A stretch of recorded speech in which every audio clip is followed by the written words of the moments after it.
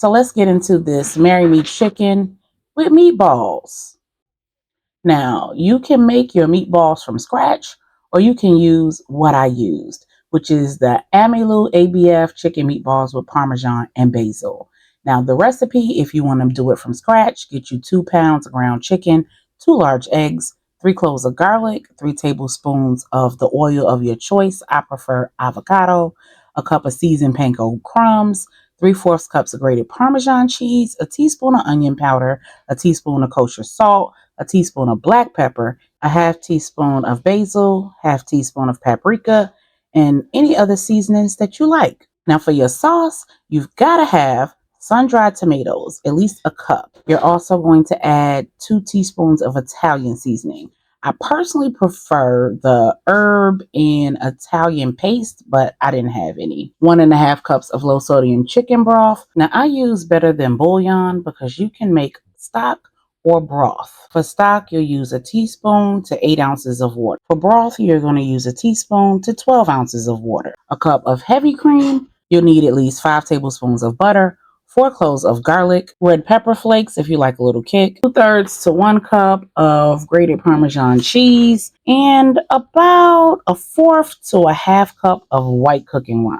Whether you are making those meatballs from scratch or using the heat and serve ones, you'll need to put a little bit of the oil of your choice in the pan. Make sure your pan is preheated on medium-high heat before you add that oil. With scratch meatballs, you're just going to brown them, and then you're going to transfer them to your preheated oven, 400 degrees, and cook them for 10 minutes while you do your sauce. For heat and serve meatballs, you're going to brown them and then set them aside so you can actually make your sauce at the same time. I am using my Carotte pan set.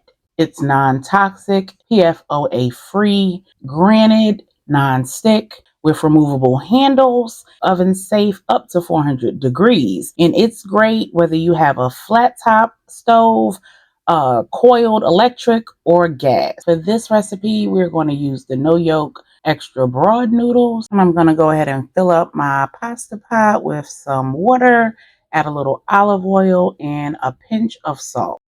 To our melted butter, I'm adding those cloves of garlic and cooking that down. See how easy it is to attach and detach that handle. And now I am going to start adding my seasonings directly to that garlic.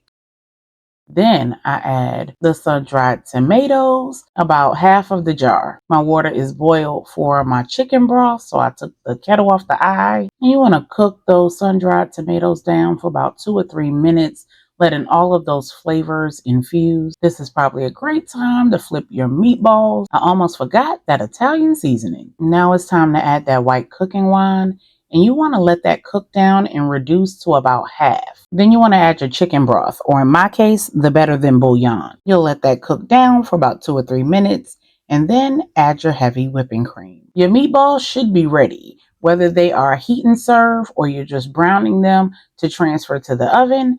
You should be taking them off the eye now. If you need to put them in the oven, you can go ahead and do that. Once your sauce starts boiling, grab a whisk and get your Parmesan cheese out. Turn your stove down or off before you start adding your cheese so that the oils in the cheese don't start separating from the heat. Continue whisking that until it is the desired consistency and you can see that your cheese is pretty well melted. And then you want to make sure your sauce is seasoned to your liking. So get a clean spoon and give it a taste.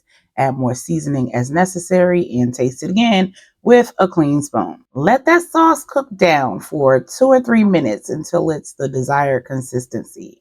Then take your meatballs and add them to the sauce.